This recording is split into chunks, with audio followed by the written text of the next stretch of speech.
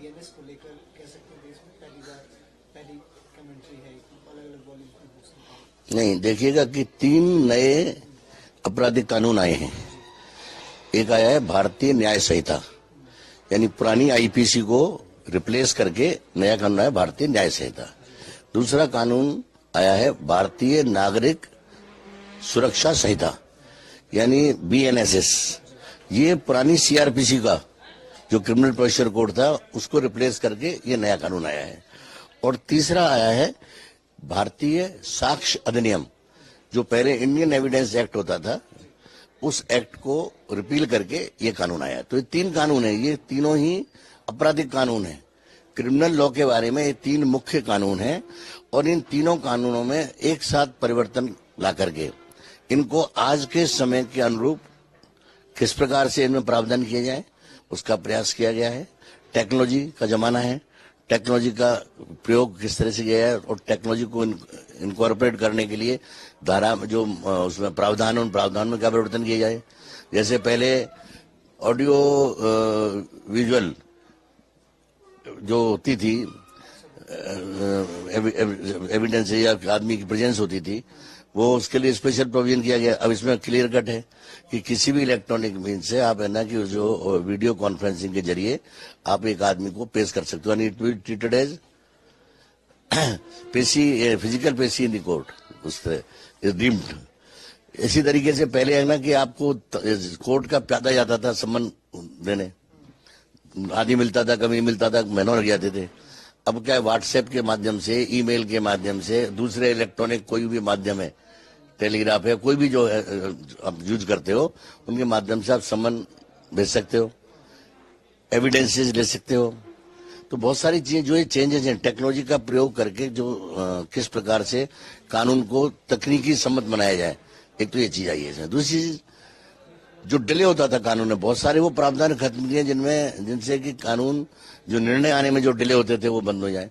जैसे एक्यूज पहले पेश नहीं होता था, नहीं पेश हुआ एक्यूज तो डेट पे डेट लगती थी। अब एक्यूज को एक टाइम देते हो, एक प्रक्रिया पूरा करते हैं, वो नहीं पेश होता कोई दिक्कत नहीं है, एक्स पार्टी प्रोसीडिंग चल जाएंगी।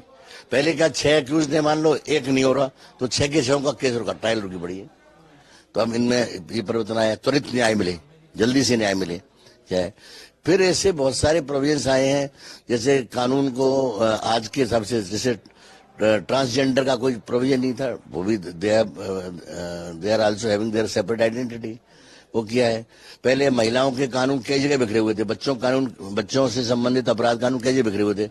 अब महिलाओं और बच्चों को प्रेसिडेंस देते हुए आईपीसी की जगह जो बीएनएस आया है भारतीय न्याय संहिता, उसमें उसको ऊपर ले आए हैं, चैप्टर्स में ऊपर ले आए हैं। पहले एक एक उसके, जैसे चोरी के 4 तरह, अलग अलग 4 सेक्शन, फिर चारों की अलग अलग पनिशमेंट। अब इसमें क्या कर दिया है, उस रिलेटेड सेक्शंस जो है उनको एक जगह कंसोलिडेट कर दिया है, ठीक है ना, रिलेटेड उनको एक जगह कंसोलिडेट कर दिया। अब थेफ्ट का एक हो गया, एक सेक्शन में सारा थेफ्ट कवर हो जाएगी। पहले कई चलते रहते सेक्शन, छोटी थेफ्ट, बड़ी थेफ्ट, इस तरह की थेफ्ट, उस थेफ्ट, कई तरह की बात आती है। तो ये परिवर्तन आए। तो ये नए जो तीनों कानून हैं, इन तीनों कानूनों की पुस्तकें हमने इन पर कानूनी व्याख्या की है, विस्तृत कानूनी व्याख्या है, और ये अपने आप में पहली प्रमाणिक कानूनी व्याख्या की पुस्तक है नए कानूनों पर। और ये इस प्रकार से लिखी गई है कि नए कानून में नया क्या है और नया क्या है, जो नया है वो क्यों आया है, उसके पीछे बैकग्राउंड क्या है, पृष्ठभूमि क्या है, और जो चीज नई आई है उस नई चीज की व्याख्या क्या है, समझा कैसे जाए उसे। दूसरी चीज, जो नए कानून में पुरानी चीजें क्या है, उनमें कुछ परिवर्तन किया गया है, जहां पुरानी चीजों में परिवर्तन किया गया है। परिवर्तन, पुराना क्या कानून था, नया कानून क्या है, दोनों के बीच में क्या अंतर है, दोनों के बीच में जो अंतर है उस अंतर के का कारण क्या है, पृष्ठभूमि क्या है, फिर उसके इम्प्लीकेशन क्या है। जो अंतर लाए हो, पहले ये होता था, अब इसके कारण ये होगा, इसके इम्प्लीकेशन लॉयर को ये है, जज को ये है, जुडिशियल ऑफिसर को ये है, उसके क्लाइंट को ये है, कॉमन मैन को ये है। तो इस तरह से उसका असर क्या होगा, उसका असर कैसे पड़ेगा, किस चीज पर क्या असर पड़ेगा, ये है। फिर नए कानून में जिनमें परिवर्तन नहीं है, पुराने कानून से ले लिए हैं, उनके बारे में आज के परिप्रेक्ष्य में यदि कहीं उसकी व्याख्या में परिवर्तन आता है तो वो दी गई है, ताकि एक कानून का विद्यार्थी हो या लॉयर हो या जज हो या स्कॉलर हो, कोई रिसर्च स्कॉलर हो, वो कोई भी आदमी इन कानूनी जो इसकी पेचीदगियां हैं उनको सरल भाषा में समझ सके और उनको अपने दैनिक अपने जो काम में जिस चीज से वो संबंधित है उसमें अपने काम में ला सके।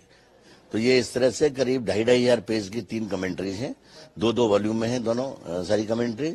और ये कमेंट्रीज जो हैं ये यही नहीं, इन पर जो विधि के जो लीगल बुक्स की जो एडिटिंग करते हैं उनसे कई अच्छे दक्ष हाथों से निकली हैं, ताकि इसमें गलतियों ने कोई चांस ना रहे। बड़े बड़े जो अपने वो हैं जुडिशियल अथॉरिटीज, उन्होंने इन पर अपने कमेंट्स दिए हैं, उन्होंने इनको बड़ा उपयोगी बताया है, उन्होंने उसमें जो कंटेंट देगा उनकी तारीफ की है। सर एक चीज, जैसे आपने कहा नए कानून आ गए हैं, कुछ नए बदलाव किए गए समय के साथ अगर इसमें आंकड़े के अनुसार इसमें 5 करोड़ के केस ऑलमोस्ट पेंडिंग है पूरे देश में, तो क्या सरकार इस चीज में भी चेंजेस ला सकती है, बजट बढ़ा देना, जस्टिस सिस्टम को थोड़ा और देखो, एक तो कानूनी प्रावधानों के माध्यम से जो न्यायालयों में विलंबित मामले हैं उनको टैकल करना, दूसरा चीज उनके लिए जो जुडिशियल इंफ्रास्ट्रक्चर को बढ़ाना, जुडिशन पे बढ़ाना। तो जुडिशन ये कानून तो चूंकि प्रक्रिया से संबंधित है, सब्सिडेंट से संबंधित है, साक्ष्य से संबंधित है, उसके लिए भी सरकार बड़ी प्रयासरत है, बड़ी हायर जुडिशरी भी चिंतित है, हमारे जो हैं गवर्नमेंट भी बड़ी चिंतित है। और हमें सोचना चाहिए कि मतलब यदि नए कानून लेकर के आए हैं तो ऐसी नई व्यवस्था ही बनाएंगे, इस व्यवस्था के तहत जल्दी से जल्दी पुराने मुकदमों का फैसला हो, निपटारा हो।